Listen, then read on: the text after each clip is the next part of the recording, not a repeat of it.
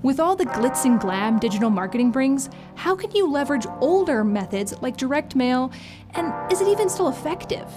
Hello, Sarah here, your friendly neighborhood marketing gal. Let's talk about direct mail. As one of the oldest marketing methods, direct mail has fallen in and out of fashion over the years, but you'll be happy to know direct mail is still one of the most effective marketing methods to date. And what's even more surprising is that direct mail volume has increased in the US from 67 million in 2020 to 70 million in 2021. That's an increase of 4.7%. That's not really a surprise because 1/3 of consumers reported feeling overwhelmed by tech during COVID-19. This only highlights the fact that people are reverting to more physical-based marketing communications. And to hammer this point home even harder, a survey of more than 500 marketers found almost 2/3 saw good ROI from direct mail campaigns. Okay, so now that I've convinced you it's still effective, let's create a Bangin mail campaign. So first things first, you need a good list. This can come from your own customer database or one that you purchase. Either is fine as long as it has folks who are in need of what you're offering. It's okay to spend some time on this because if your list isn't right, it doesn't matter how amazing your mail piece or offering is. If you're using your existing customer database, make sure to segment that list so you only send your offer to those it makes sense to. And if you purchase a list, be as detailed as possible on the demographics you're looking for. Next up is your mail piece. Because it's going to be sent to an individual address, direct mail pieces don't have many restrictions, but you'll want to confirm with your vendor what the cost will be to print it and, well, mail it. Beyond the cost though, some key elements to include in your mail piece are keep it simple. It's tempting to want to add every bit of information you can, but don't. Provide the key bits of info and some supporting text that focus on the primary action you want your customers to take. And use good imagery, please. A picture says 1,000 words, right? So let it tell your business's story. Images don't have to be professional or staged. In fact, candid and personable shots create more authenticity. So make sure your visuals showcase how awesome you and your services are. And finally, add personalization. You're mailing to a human, right? So if it's possible to incorporate their name or something unique to them in the design, do it. Otherwise, just remember to keep them top of mind.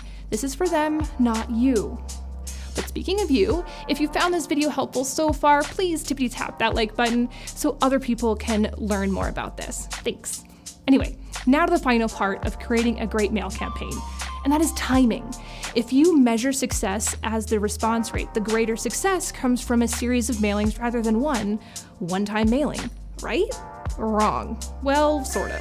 There is truth behind the number of touches needed to close a sale, which is currently hovering around 8. But there needs to be some finesse on how you deliver those touches.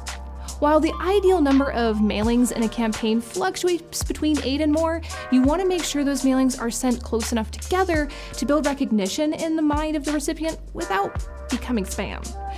The typical recommendation is to send mailers out every 1 to 4 weeks. Studies do show that cumulative response spikes after 3 mailings, then reaches a point of diminishing return until the 10th mailing, then spikes again.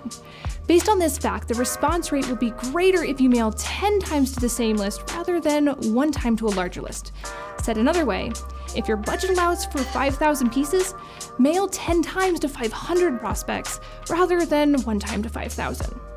On the other hand, if your service or product coincides with an event, a season, like weather, holidays, or even life changes, then 1 mailing may be quite effective if timed properly to the right target.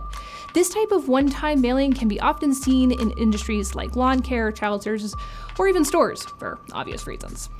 I still recommend sending a series of mailings, and if you want to maximize results, then plan your drop dates around times that would yield the most benefit, like sending a weed control promotion right after a week of rain. The key takeaways to having a successful and effective direct mail campaign are to first, have a good list that has the right people on it. Second, create a mailer that is simple but compelling. And thirdly, make sure to get that timing right. Direct mailings that make sense to the product or service you're selling, like selling lawn mowing in June, and that make sense to your audience, like promoting furnace tune-ups in fall, will be much more successful. Now get out there and make some mailings. If you found this information helpful, make sure to, tippity tap that like button so it can help others too. I'm Sarah from Third Angle. Thanks for watching. Want to dive deeper? Awesome! Check out my video, Do Postcards Still Work?, where I answer that question with a real life case study. Okay, bye!